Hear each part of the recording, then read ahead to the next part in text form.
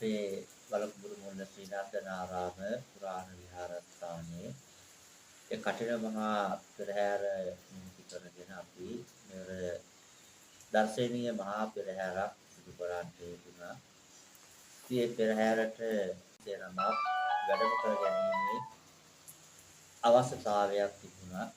ඉතින් අවශ්‍යතාවය මම අපේ ගමේ පදිංචි විහෙරට හිතවත් අප සහෝදර කැලුම් මහත්මයාට සිහිපත් කරාම එතුමා සිහිපත් කරා අපේ හාමුදුරනේ මෙව මාගේ හිතවත් පිරිසකගේ වහනයක් මා ළඟ තියෙනවා මේ දවස් ටිකේ.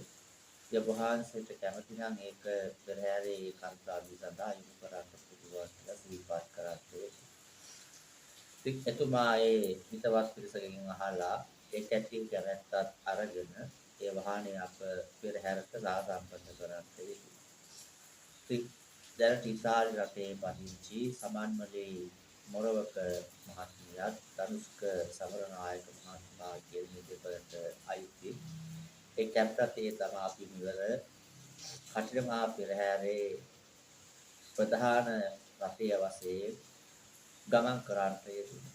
ඉතින් හාමුදුරන් වහන්සේ හැටියට මා ආශිර්වාදය කරන මේ දෙපළට තව තවත් නිවන් ශාස්ත්‍රික උපකාර කරන්නට ශක්තිය ධෛර්යය කියන ජීවනය ලැබේවා. තව තවත් නිවන් පින්කාම් දැක බලා සන්තෝෂ වෙලා පින් සිද්ධ කරගන්නට සෑම පැත්තකින්ම ආශිර්වාදය ලැබේවා.